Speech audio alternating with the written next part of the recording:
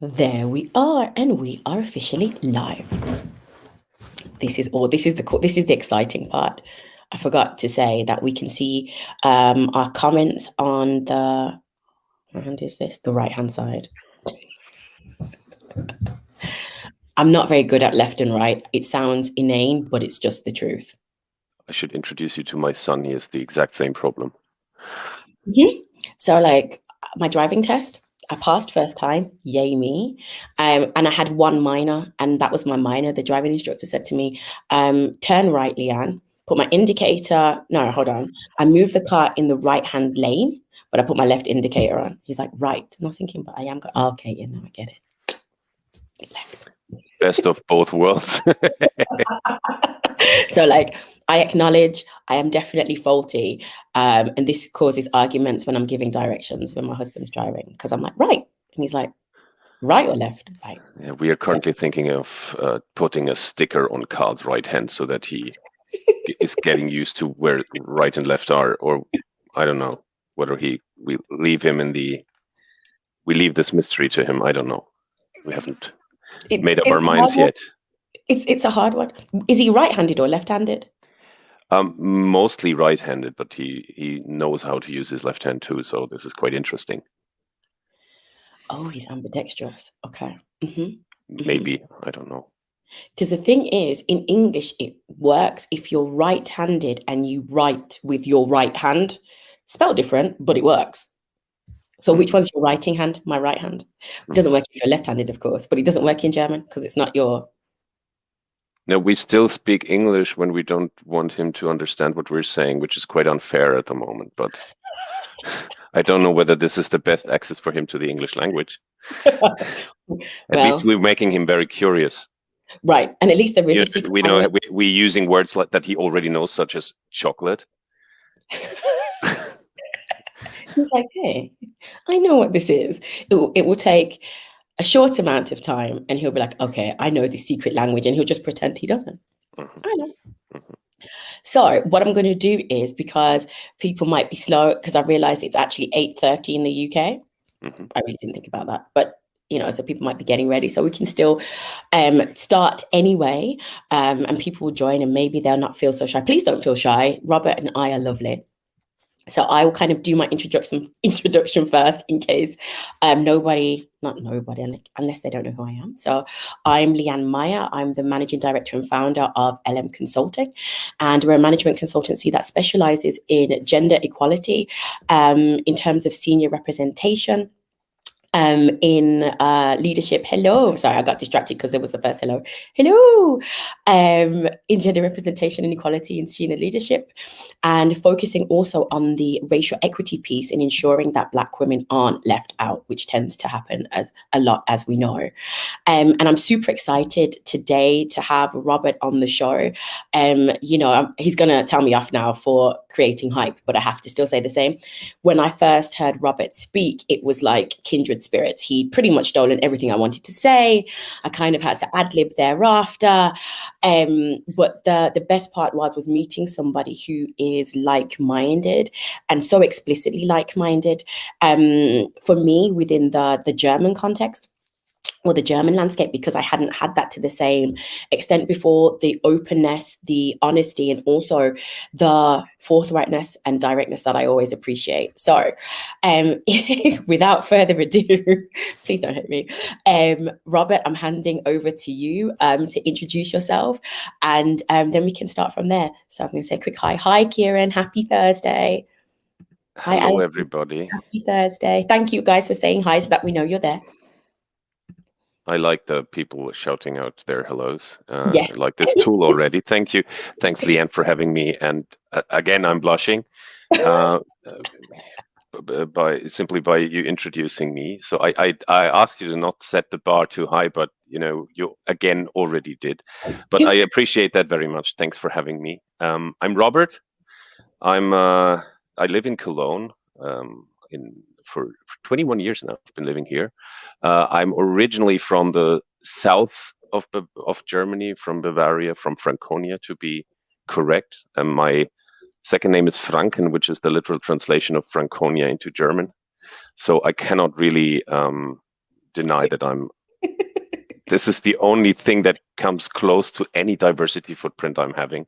Apart from that, I'm a very, very privileged, ordinary guy, part of almost every norm we have and every norm we fight. We'll come back to that later on. I am a consultant, a freelance consultant for 6 years now, I think.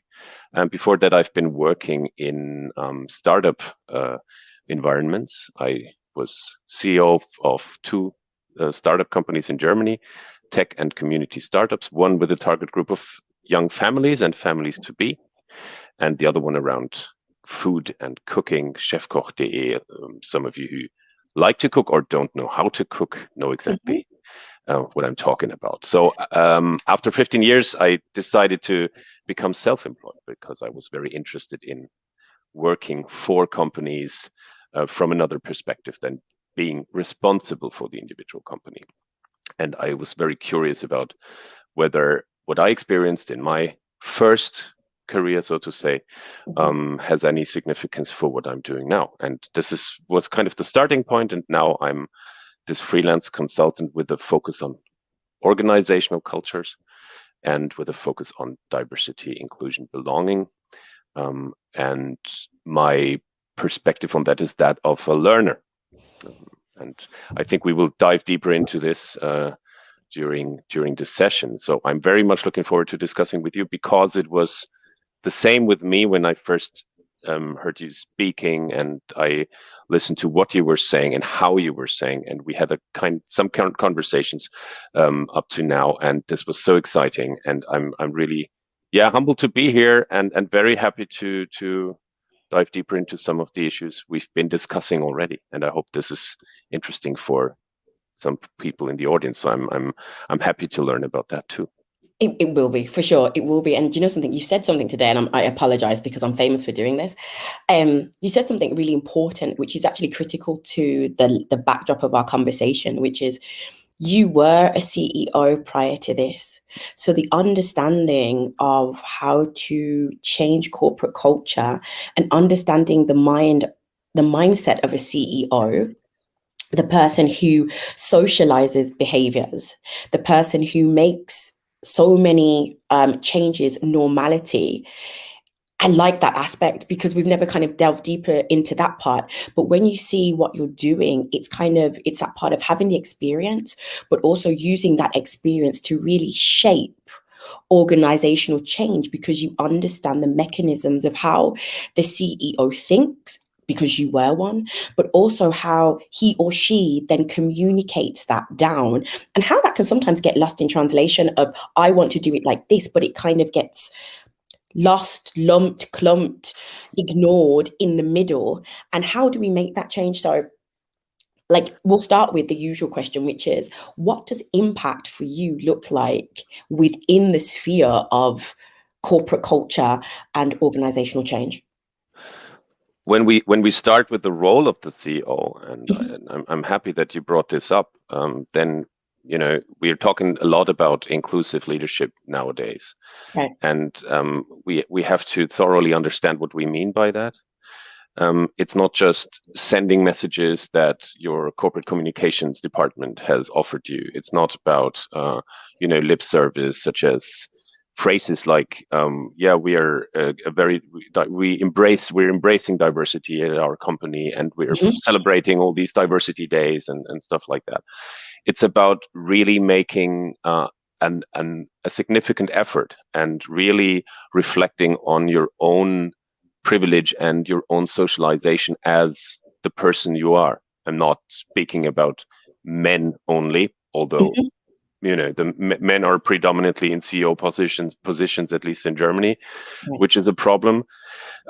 Creating actual change in your company requires a lot from the top executives today. In the past also, but in a digital age, in an age where everything changes, where the context is fluid all the time, it sometimes might be difficult for the people in charge to fully understand their role and fully understand their responsibility. So when I'm talking about responsibility, I'm also talking about privilege at the same time, because these two go together. The more privileged you are, the more responsibility you have. At least that's what I believe. Having been a CEO, although of smaller companies, obviously, helps me a lot with coming to terms with me being a consultant right now. I shied away from calling myself a consultant for a very long time, because I don't really agree with a lot of the stereotypes that circle around, being a consultant. Yeah. So it took me quite some time, and I'm getting better in this. But what is key to me is that the things I'm consulting, the things I'm saying, and the things I'm talking about, and the advices I'm giving at some points, I always try to judge them from my own perspective as a CEO. Would I agree to what this guy is telling me to do? Would I be able to work with the concepts that he's offering me? And I don't know if you call that, I mean, there is also a word for this attitude. Some people call it humble consulting. I don't know if this is even close to, but your own attitude, or my own attitude, is always around being very curious about the context I'm working in, Right. and being very humble and very careful in what I'm telling people. So the perspective of having been in more or less a position like a CEO, and being responsible for everything, and knowing how difficult it is to handle all this, has been very helpful to me. Yeah. Right. And you made an interesting point talking about the sense of responsibility. Now, you'll probably remember the name of this report. It's the report that talks about trust, the trust barometer within corporates. And, since last year, since 2020, pandemic, George Floyd, etc., the role or the expectation of a CEO has changed. When they did all their surveys, the overwhelming response was CEOs need to be at the forefront in making a reaction when it comes to social injustice. There's no level of passivity that is allowed. And I think for the longest time, CEOs have been able to use their title and the breadth of their responsibility to say, well, actually, I'm going to outsource this to the CFO, to HR, to the head of D&I, to all of these people without personally taking responsibility. I'll take responsibility for the P&L of the whole company, especially for in a profit-making situation, but I'm not going to take responsibility when we don't react because I have outsourced that. And I think that's the critical part of what you're doing, which is saying, as a CEO, I understand responsibility. I'm understanding you may not be ready to take this on.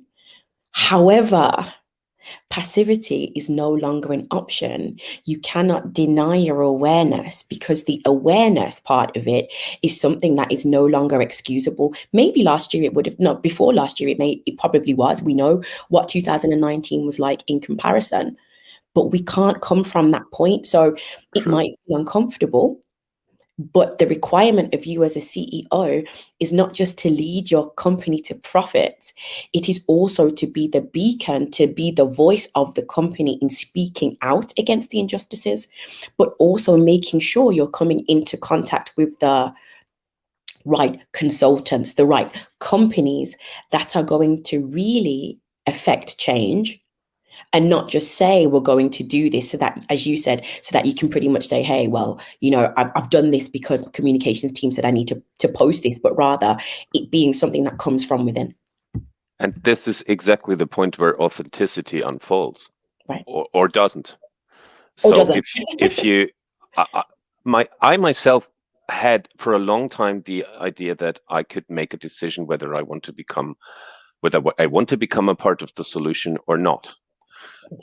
But I don't have the choice. If you don't move at all, you are already a part of the problem. So there is no alternative in becoming a part of the solution. And that sounds much easier than done, since a lot of the executives we've been talking about are not able yet to talk about these issues, especially not about social justice issues.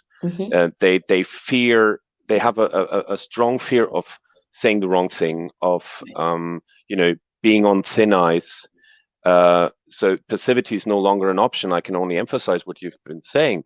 That's exactly the point. And the moment they realize that this might be true, then it becomes very interesting what they are able to put into action or not, because they are still very, very careful. They have been hiding behind the corporate communications departments for ages. Right. And they have just been saying what they wrote for them. And I have these discussions a lot. Sometimes during my consulting mandates, I'm writing speeches for their CEOs. Right. Even though I don't have the I shouldn't be doing that. But I think this is one intervention that shows that if I were in your place, if I were in charge, I would address the things as follows. I'm just offering them narratives, right. Not to make them adapt them, the exact same way I wrote it down, but to think about it and to let it resonate within them, whether there is some truth they can relate to, whether there is some emotional access to it.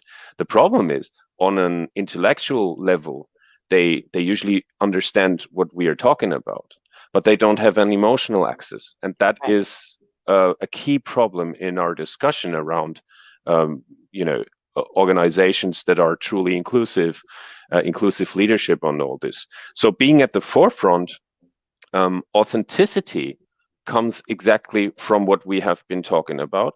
And you've mentioned trust and trust relationships. Right. And a lot of them still believe that trust is a one-way street. And they and you can see that in the debate around hybrid workplaces and remote work a lot. They don't trust. Topic, right? They don't. But at the same time, you don't trust your employees to work. But how can your employees trust that you're going to do what's beneficial for them? There's that's the crazy part of it. And to go back to your other point, this element of authenticity and humanizing social injustice, whether it's racism, gender inequality, being transphobic, being homophobic, all of these different ageist, you name it, a lot of the times this is also reflected by, and this is one of the key points for me, we have to understand that whilst we may be talking within the corporate framework, the reason why it is about social justice is because a lot of the times the networks that they build around them inside the workplace is very reflective of the homogenous networks they have outside of the workplace. So everything that they are talking about, or every reference point, is theoretical. Then they don't have Black friends, so they're not thinking about what it might be if you're a Black man, woman. They don't potentially have friends who are from the LGBTQ community, so they're not thinking about it like that. I was reading this book about the delusions of gender. Mm-hmm.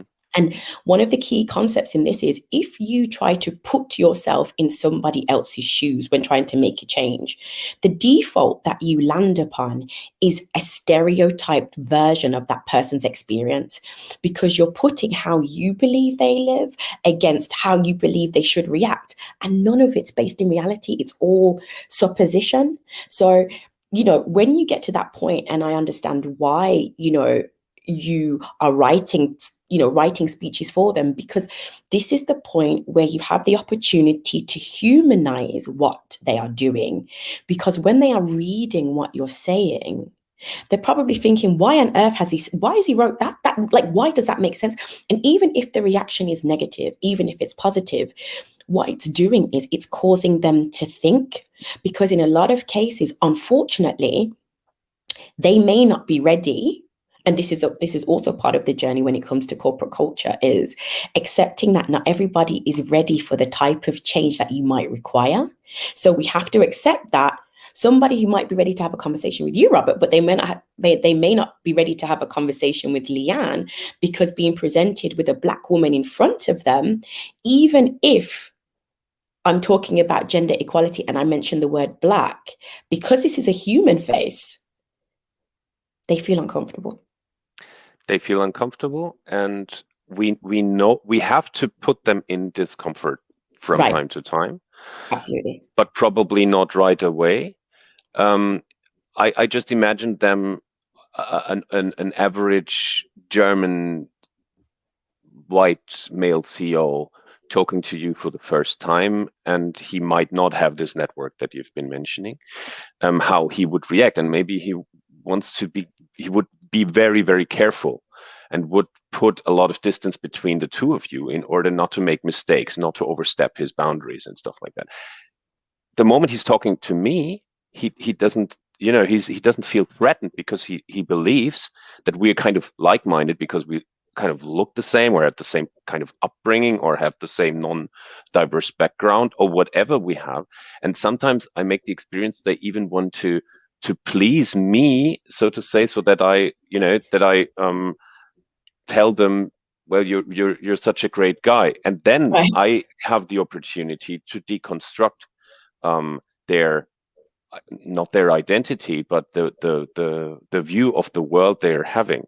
So this is the opportunity that I feel from my non-diverse setup, being this cisgender white male homosexual guy who's talking to heterosexual guy, sorry, talking to his peer or peers. Right. So what we're building there is a relationship of trust, and then I'm starting to deconstruct this. And this is a very interesting situation for me, because sometimes I don't find it legitimate that it is me of all people talking about these things. We've been discussing this. On the other hand, it's a responsibility I feel, being the person I am, to make use of my privilege in order to get the message across. And that was a very defining moment for me a couple of years ago, when I co-founded the platform Male Feminists Europe with Henrik Marstal, a very well-known male feminist from Copenhagen in Denmark. When I told him that I feel very uncomfortable taking the stage as another white man and stuff like that, and he said, yeah, I understand what you mean, and I've been through this, and I made a decision. I want to use my privilege for criticizing my privilege. So he helped me out with this, and I'm trying to live up to this concept, which is very difficult sometimes. But having access to the average white heterosexual cis male CEO, and then starting to deconstruct this, and then broadening and expanding his network and his repertoire. That's what I'm trying to do. But it's difficult to come to terms with your own role sometimes. Does that make any sense? It does, because let's put it like this for 2 seconds. There is that part of this industry, and I'm gonna broaden it, whether it's gender equality and racial equity, like what I do, or anti-racism, or D&I, where there are a lot of white folks popping up, and they're making money off Black pain, Asian pain, LGBTQ pain, because they're not really doing the work. It feels like a moment to make money, but it's not about that. It's about, well, look, I'm doing this great work. Whereas, so it can sometimes feel difficult, but I think the part that you can reconcile with yourself is, and we've had conversations at length about this, is you're constantly challenging the role you play. And constantly challenging the role you play means you never stay static in the belief that you're there and it's okay. And at the same time, there is also an element of you're getting in the door, because you and I both know the precepts and the concepts that you work with. We believe the same thing. So you're getting in the door to have conversations with somebody who potentially wouldn't even take the call from me, which is still a step further than nothing at all, right? So in that sense, it's kind of finding the balance between understanding, this is my privilege, but as you said, how do I use my privilege for good? And how do I look at them and say, listen, I get what you're saying. I was never there, actually. Just you base me on my CV, which says to you, I am like you. But actually, I'm telling you, I'm not like you for these reasons, but this is what you need to understand, because it's about bringing that awareness. Because I'd say that the German CEOs I've had the conversations with go along the lines of, Yeah, it's really great work that what you do, especially with gender equality. But when you talk about Black women, when you talk about Black women, there's not that many in Germany. So are you really sure that this is a worthwhile experience? Yes, I am sure. But what I can also say, and this is where, we all of us have to own. We have to own who we are. And we have to own the journey, which is I myself am also guilty of thinking there weren't that many Black professional women within Germany. But the reality was I wasn't looking for it. There's the difference. They've always been there. They are there. You don't need a census to tell you whether they exist or not. That's another story. So if anyone starts, I'm not going into the census story. I'm saying that this invisibility isn't there. It's a choice not to look. And I didn't look for it, but now that I've looked, I've seen it, and it's wonderful. It's broad. There's so much that's there, talent, you name it, but they're making a choice not to see it. And That's exactly it. That's exactly. They're making a choice not to see it. They have been making this choice subconsciously, unconsciously, I don't know. And you said they've always been there. And you're talking about Black women. And yeah. if you're just talking about the binary idea and about women, I'm trying to engage in conversations with male top executives more and more in order to find out about their own systemic experiences and about their own socialization and how they've experienced this. And I've had such an occasion last week with 7 high-ranking male executives, and I had invited them to a conversation, and what they've basically been talking about, what motivates them, was their own families, their children, and especially their daughters. And I know that you, Leanne, and maybe all of the people in the audience also made the experience that it's always about your own tribe, and that the motivation of CEOs and top executives, male top executives, is very often, I don't want my daughter to make experiences of harassment or marginalization or discrimination. And this is a very, very interesting, but also a very dangerous moment, because they've always been there. What about the other women in their lives? Didn't they see them? Don't they care? What about other daughters of other people? They're all daughters of someone. Right. Why are you not interested in making the environments more inclusive and the world more equal and gender equal for all of them? Why does it have to be your own daughter? And that's a good starting point for conversations, honestly, because a lot of people told me that it doesn't matter which motivation is behind a CEO starting to change and starting to get interested in all the topics that we've been talking about. But I think it does make a difference. If it's just an egoistic way of looking at your own family and to make the lives for them easier or better, then I can't accept it. So I'm diving deeper into this at this very moment and asking them, haven't you seen them? And what about the experiences of others?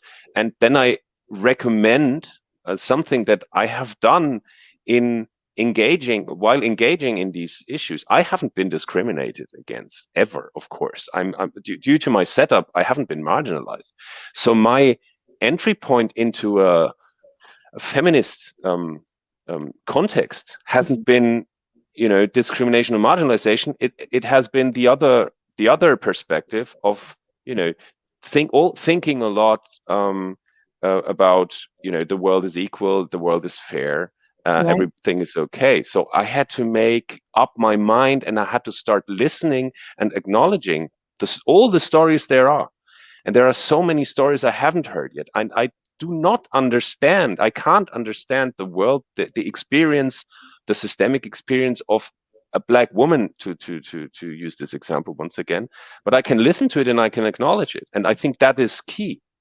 You need to start these conversations by having a curious but also humble attitude, Right. that the access to the world for people who are totally different than yourself, spoiler alert, this is diverse. What is diversity is about, people who are different like yourself, is a totally different one from the one you have been experiencing. And that's the starting point, is always the own tribe. And I haven't, I tried a lot of workarounds to avoid this, but maybe it's just the starting point there is. Do you know something? I've got a lot of things to say about that, because when you think about starting with your own, they by default are perpetuating systemic racism, because what they're saying is, I want to make sure my daughter doesn't face any hurdles. But your daughter's only hurdle will be is that she's a woman. It's not the same as being a woman of color or a Black woman. It's not the same. So by default, they have once again decided to also perpetuate the problems that have been known, or that still continue with feminism being mostly beneficial to white women. They're still perpetuating what gender equality looks like, because they've almost stopped and said, well, this is for my daughter and those who look like her. So it's like, well, if you really want to make a change, it's not about those who look like your daughter. In fact, Exactly. it's for those who don't look like her. It's for those who don't have a father who's a CEO. It's for those who don't have a father who has a huge network that you can be pulled in here, introduced there, because your daughter's going to have the benefits of you irrespective. The point is, what are you doing to make this a I could say, I run LM Consulting because it's for me. It's not for me. It's for other women, and specifically other Black women and generations to come. Because what we're looking at here is, I'm looking at gender equality, but the racial equity piece too, which means it's not just about me, it's about the higher purpose and the broader context. But when they look at it like that, and this is why I agree with you, yes, you are motivated by your children, and you're motivated to provide them with stability. You're motivated to provide them with things that you don't have. But when you're sitting at the other side of the spectrum, you're also, like, as a Black woman, you're already trying to provide your children with opportunities that they don't have, for the fact that their skin color means that they will be shut out of certain rooms. When your child's already privileged, you're only expanding her privilege and reducing the chances of everybody else, which is why I see why you have a problem with the concept, because the concept is from the beginning exclusive. It is absolutely. And this is we have to explain to them the different starting points they have.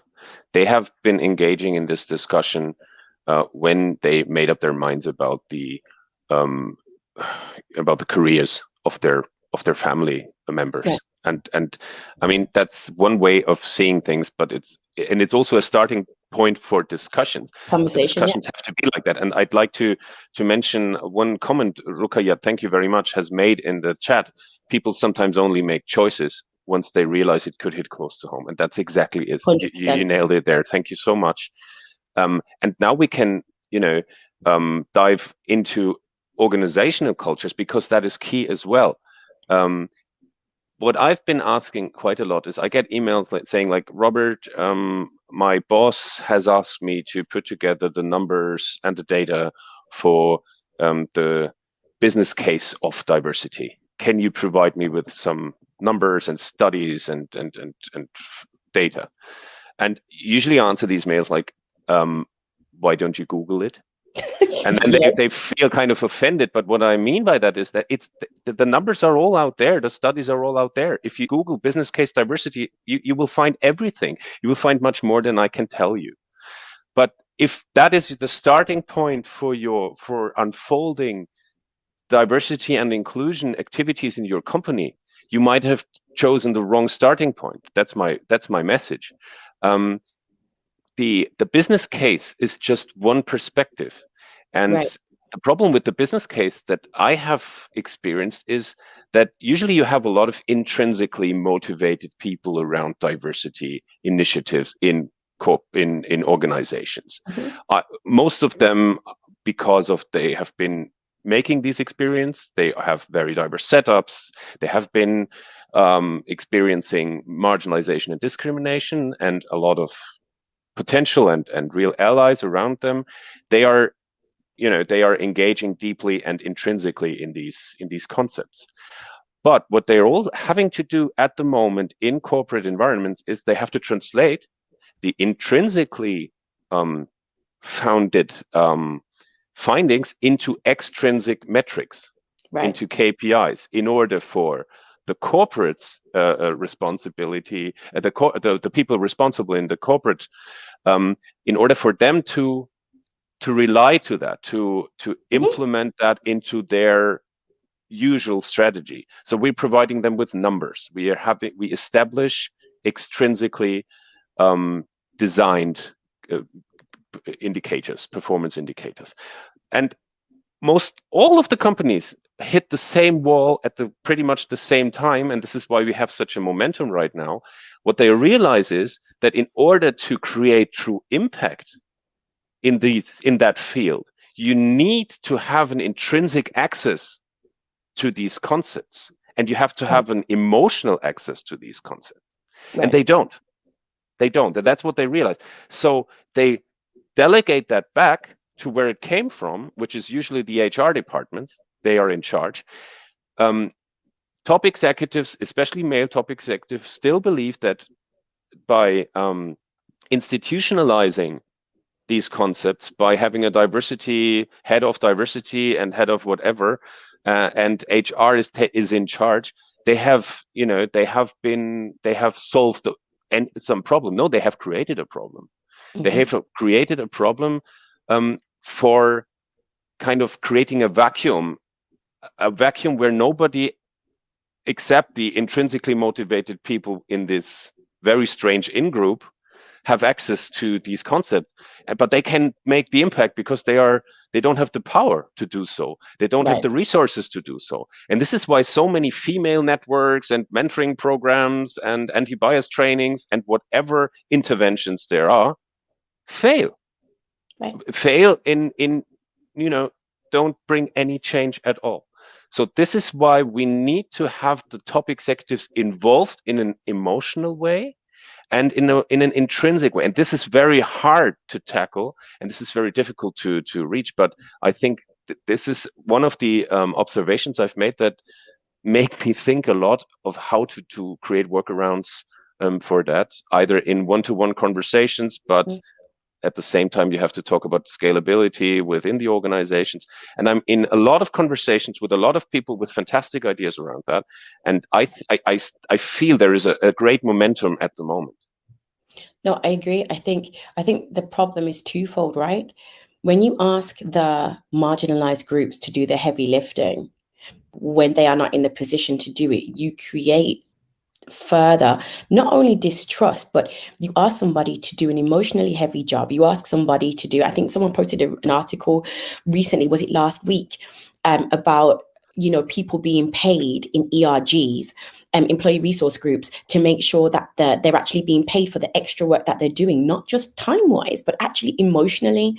I've experienced it too, being asked to provide information for somebody who was the head of D&I, who had no lived experience, but was quite happily ready to take all of my ideas to facilitate her promotion, but also to facilitate her, initiatives within the company. So, it's that part of it. There's the part of creating the problems within the group, but there's the part of also acknowledging from leadership, there's a distancing, right? This is not my problem personally, but it is something I need to solve because externally there's going to be a problem.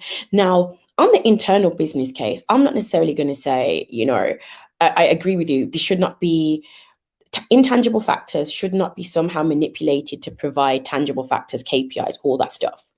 But what I will say is, specifically to Germany, for a company that is an export company, it is shockingly behind in not acknowledging and recognizing that in the next 10 years, the globe as a whole is going to be overwhelmingly Black.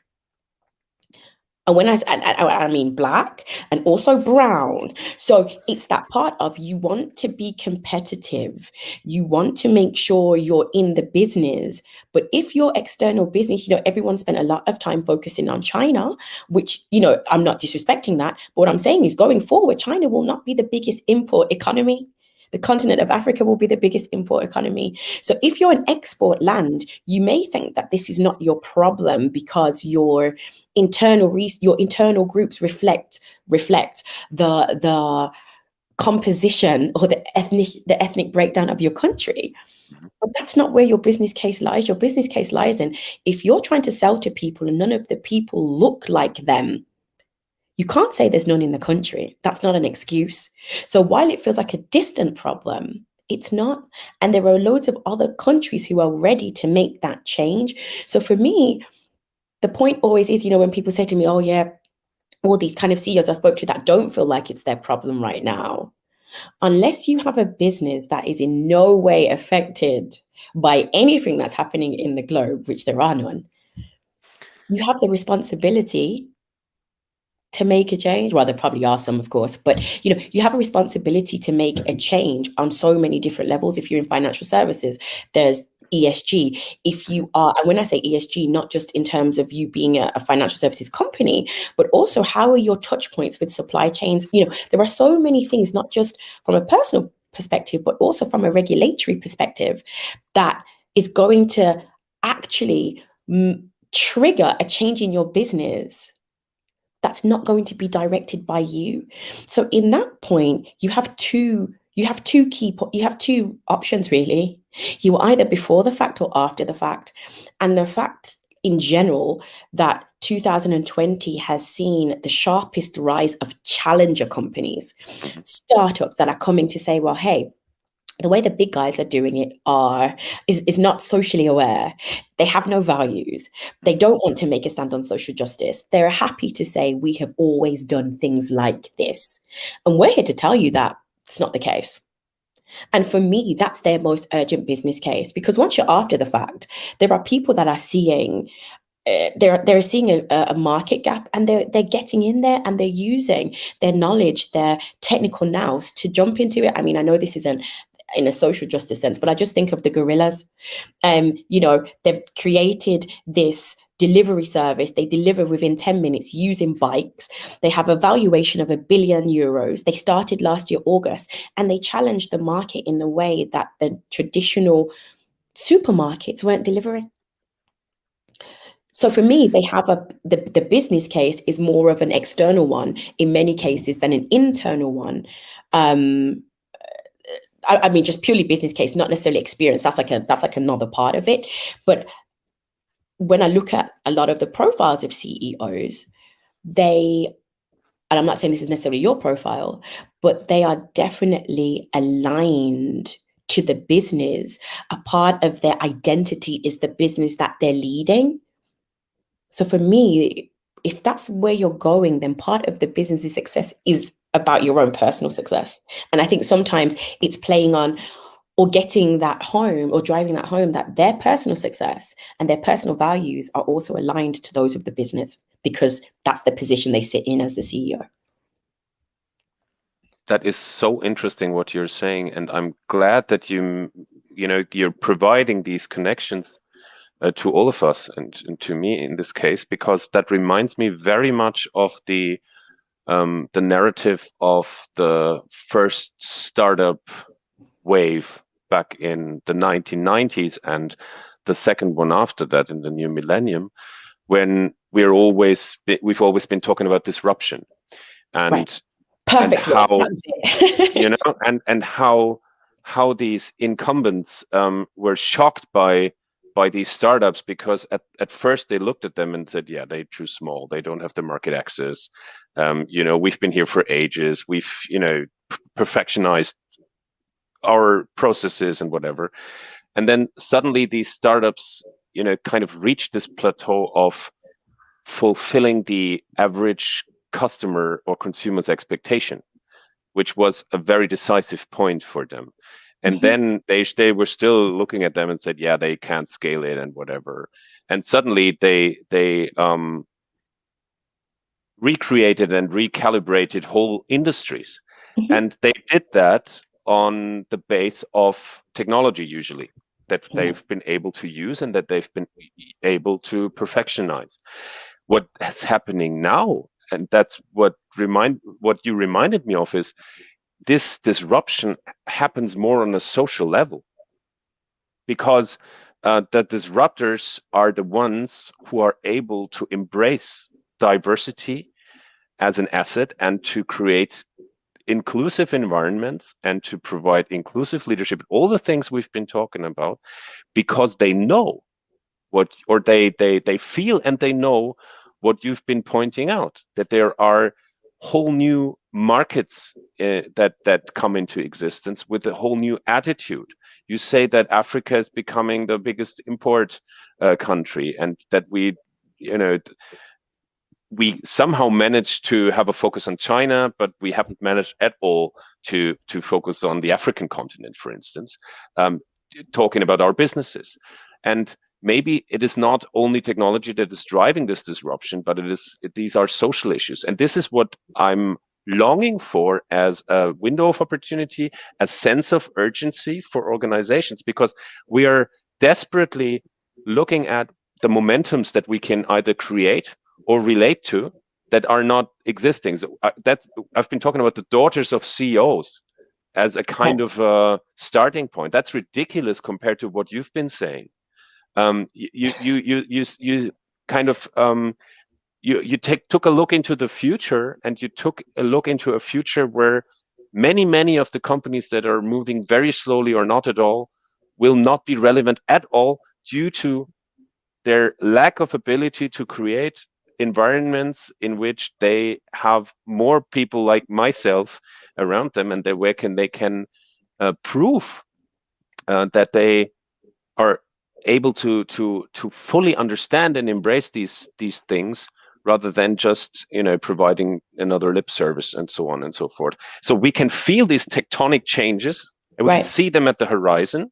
We can see them in the financial area. I mean, BlackRock and Goldman Sachs, and Goldman Sachs doesn't do any IPOs without diverse boards anymore, and these are the first signs of massive developments at the moment. The European Union is preparing legislation that will put a lot of organizations in a lot of trouble in the very near future. The Norwegian state fund doesn't invest in companies that don't have diverse boards any longer, and so on and so forth. These messages keep coming. They keep coming from legislation. They keep coming from investment portfolio managers, and so on and so forth. So that this is exactly the momentum there is, and so it is the business case. It's already there, but we need to kind of balance this business case with the phrase, it is the right thing to do. When you accompany your business case, you, on the other hand, need to understand what is happening there on a social level. And a lot of CEOs and a lot of people are not able to do that yet. They're not, because they're too far removed from it. And what we have to understand, and I'm going to take this word particularly just to basically say, we have to move away from, boards are going to use the word diverse, right? So they're going to use the word diverse. I want us to talk about gender balanced, multi-ethnic boards, because as we've seen, especially in the German case, a board here that's diverse, is very, still very white, but also the diversity is a woman. And, when, as a Black woman, that means nothing to me. That means very little progress. But it's also about, and this goes back to what you said about the social element, is I'm not going to always fully enlighten you as to where the future is going, because part of your role as a CEO is to be future forward and to be aware. And it's also to say what is going on in the world. And to your point, if you're seeing that Goldman Sachs is specifically investing in Black women in the US, But hold on, Goldman Sachs has also come to Germany. They've partnered together with, I can't remember the name, and I'm really sorry if I get it wrong. I think it's called Africa in Action. And they've partnered with them and they've provided a sponsorship program specifically supporting Black people within Germany. On top of legislation, what companies also have to realize is the bucket of diversity isn't enough. You have to be specific about who you're helping. You cannot hide behind diversity and still tell me that at the forefront of this movement within your company, white women are still benefiting. That doesn't work. It has to also be, who are you helping? Because women, great, but if all of your, I saw something really interesting last week. I was looking at a private equity company. And on their diversity and inclusion page, it said, the usual, we embrace diversity, blah, blah, blah, blah, blah. So I went through their team.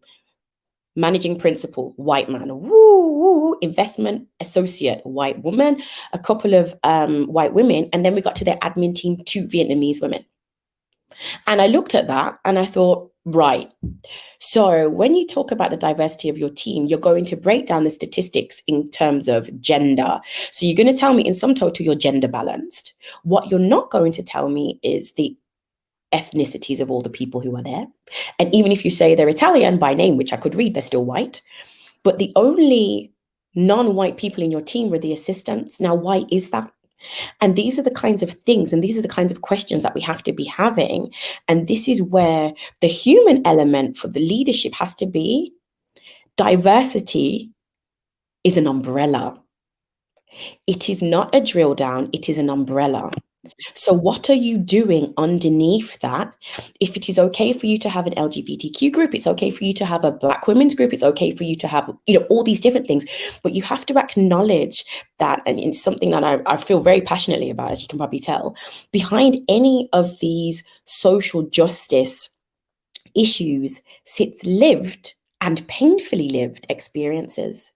So when anyone decides to incorporate and starts to look at corporate cultural change, this cannot be something purely to, window dressing. You have to understand that people have lived that. And in living that, as a company, your responsibility is to provide not only solutions, because solutions take longer, but also the right support. Because as a Black woman, do I really want to talk to HR when HR a lot of the times have been the facilitators in the problems? No. As a CEO, I might want to talk to you, Robert, to get some of my issues out.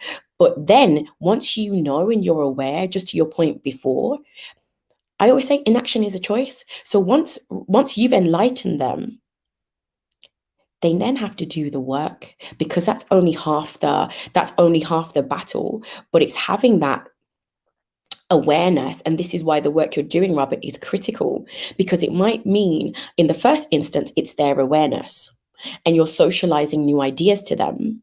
And then the next part is, okay, they might not be so scared. When I say scared, I'm not obviously scary, but they might not have that same fear of talking to a Black woman or talking to, somebody from the LGBTQ community. Because the point is, it's a process. But the critical point is, for us to be able to transform anything, we have to meet people where they are as opposed to where we would like them to be. Absolutely. And the fact you've been talking about with looking at the company's web pages while them saying that we embrace diversity, and then you look up what does that actually translate into, that reminded me of that cartoon that I call kind of diversity cherry picking, where you can see a lot of men who look exactly the same, and one of the men meets the other guy who they're all wearing suits and ties, and they have a conversation in the office, and he says to this guy, "Oh, you will love working here. Nobody treats you any differently just because of your age, race, or gender."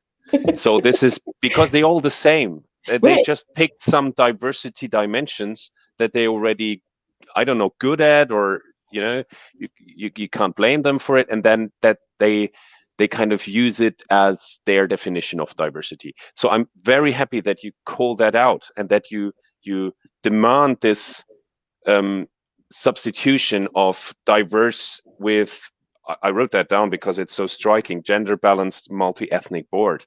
I mean, this is, there's something happening with you if you define it like that. And that's, we have to talk about language and definition and Right. what we are talking about, because we have to get these ideas into the people's minds. Because what I am doing is I'm trying to create awareness. I'm trying to create recognition and a reflection of your own privilege and stuff like that. And I always get to a certain point where they say, yeah, that's striking. That's, you know, you got us there. What now? What's next? What now? Sometimes they ask this question, but usually I do. So, okay, now that you know, what are we going to do about it? Because then they usually fall back to the point in time where they ask me about quick interventions, low-hanging fruits, like this impact effort matrix where you say, what can I do that has a little effort and a lot of impact? And then I again have to deconstruct what they are actually doing with interventions, because they have this tendency of again and again redelegating it that to HR departments and to people who are not in charge and do not have the resources. So this is kind of a repetitive cycle in which you again and again have to address what it's all about. But it is definitely worth the effort. Every conversation that we engage in makes a difference. This is why I think it is so important to have these conversations, especially among men.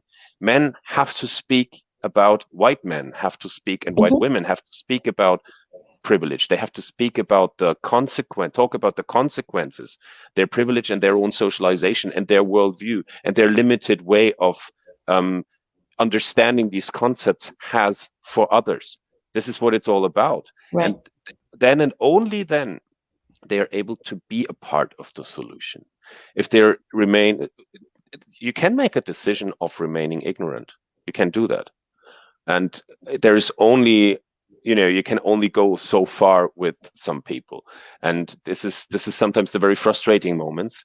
You can't always provide them with a solution, and they don't always go all the way. But at least we should be trying. And I'm very happy that you challenge at least my, but also our perspective on things and our way of, having understood the concept of diversity. And, you all constantly challenge this. And I really, really appreciate it. I'm very, very thankful for that. So I'm going to put up a couple of comments because we have got a few. So this is, right, we were talking about putting the burden of like our lived experience being used for the company to profit. And just to your point, absolutely, Quincy, this gets spoken of. And I think this was the reason why people are starting to write about remuneration for people working in, employee resource groups, because it is heavy lifting. But if the company wants to benefit from that, then they have to show the requisite respect, because it's very, you can't provide a group with a target that you then want to put into your strategy without remunerating them for it. I mean, it's that part about, because that concept right there is slavery. That's exactly what happens. Everybody else did the work. Somebody else benefited from it. Black people worked hard, blood, sweat, and tears.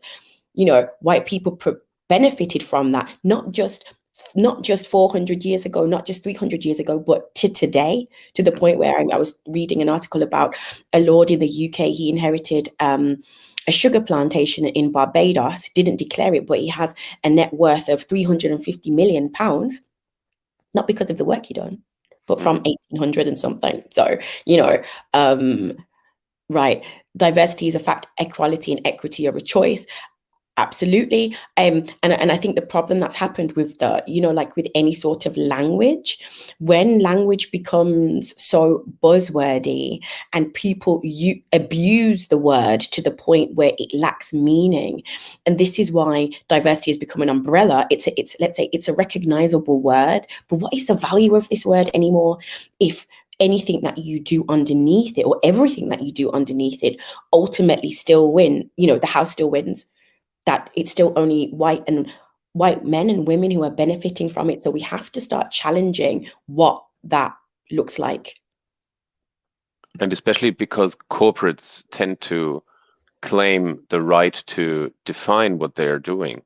They say, we embrace diversity, we are doing a lot of good things, but nobody's asking the people that all these, all these things should be done for.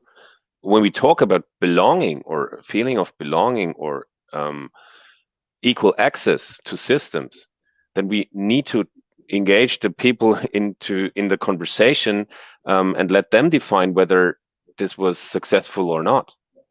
Right. That whether the corporate interventions have been successful or not. And usually, if you do that, and if you do that on a qualitative interview level, then you usually get a totally different story from the one that is told on websites and that is told by corporate executives.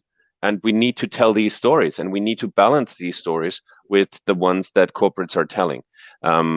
This is very painful, of course, and I've had these occasions where I confronted a male whiteboard with 400 quotes from their employees, anonymous quotes, and they Right. couldn't stand it. This was a wall of quotes, and they literally couldn't stand it.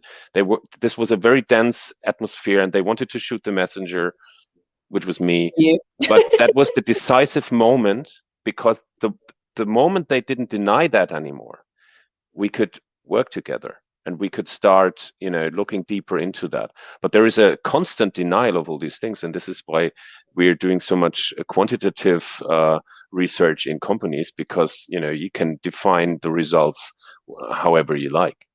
Right. Quantitative research moves you away from actually having to do qualitative work. And that therein lies the problem. But it's also that part about putting yourself, as anyone who's on a board, you're there to be responsible. But I think sometimes people forget that responsibility comes with action, and responsibility comes with acceptance that you might have got things wrong. Now, you can either take it as a personal attack, or you can take it as this is a learning moment and I'm going to change this.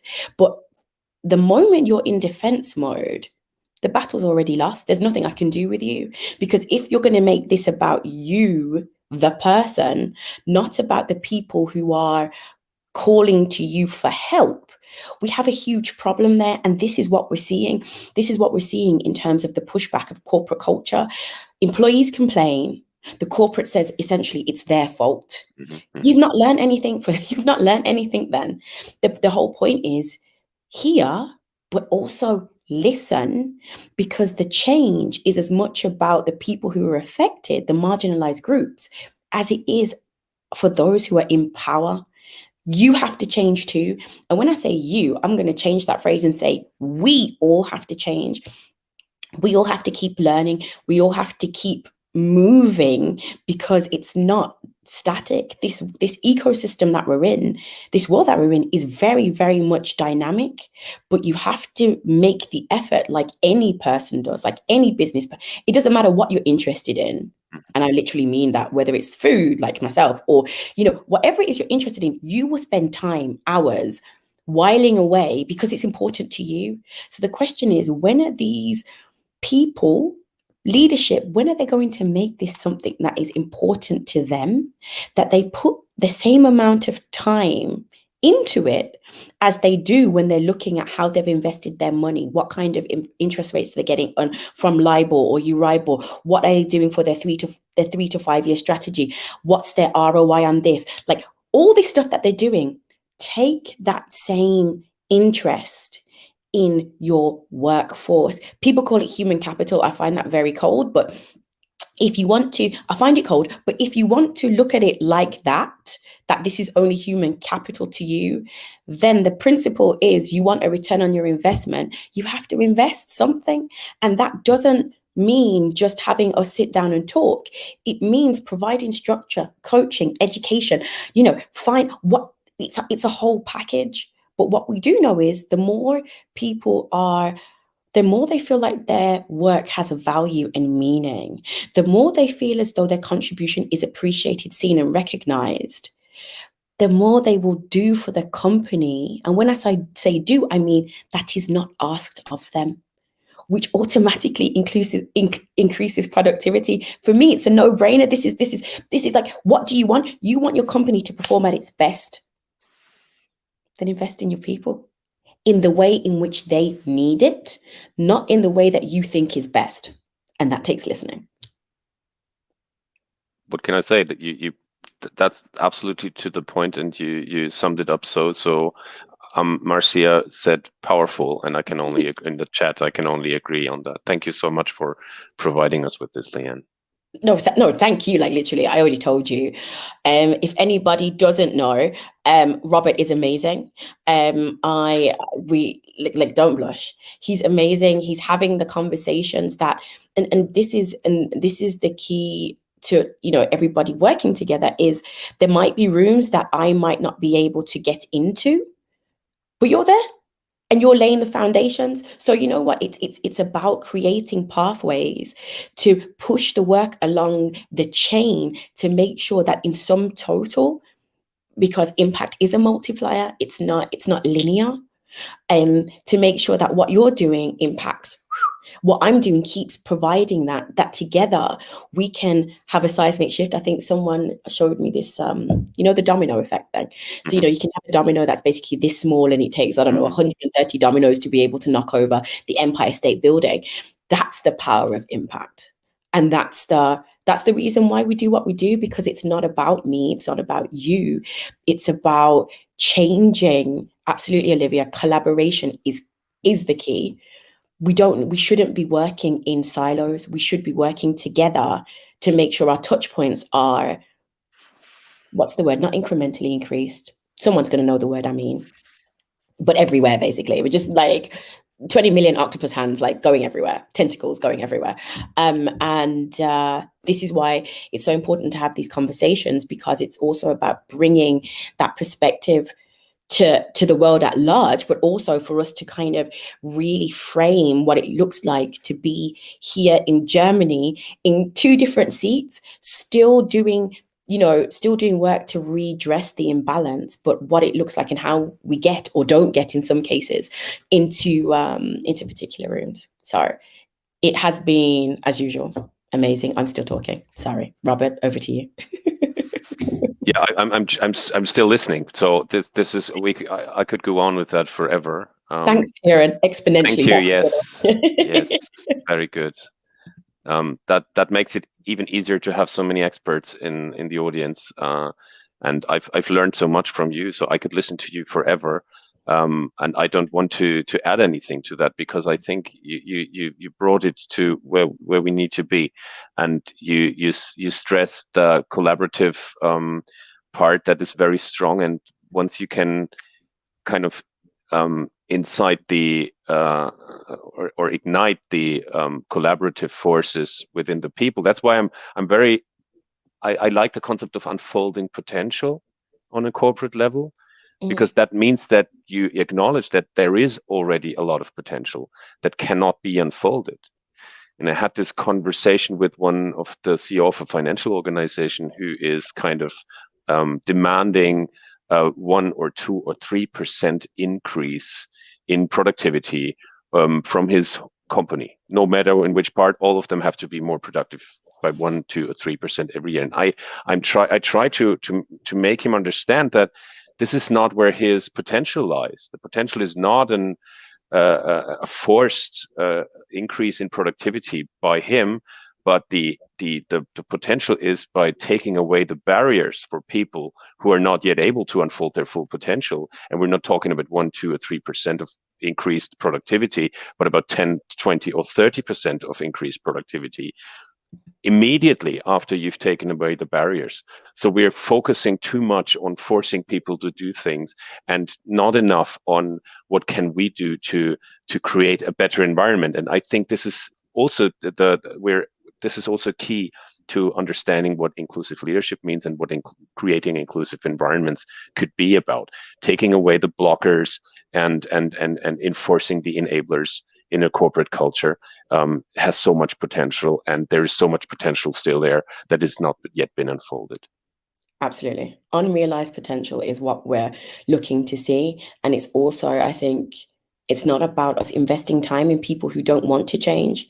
That's not where the work lies. It's those who want to, may not know how to, but will do, you know, what they need. Oh, look at that. That's a nice one.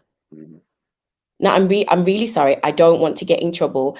I'm not sure if this is just an avatar name. So if your name's Maimo or Maimunu, but thank you. So listen, I'm going to tell everybody where you can find Robert. Give me 1 second. So you can find him on Twitter, HeForShe, and then also on LinkedIn. I can only recommend, reach out, connect. You know, you will not regret it. His feed is a joy in my feed. So yes, thank you everyone for joining. We really enjoyed it. And should you have any questions or anything else, genuinely do reach out to us, because we'll like it. So bye. Bye, and thank you very much. Pleasure.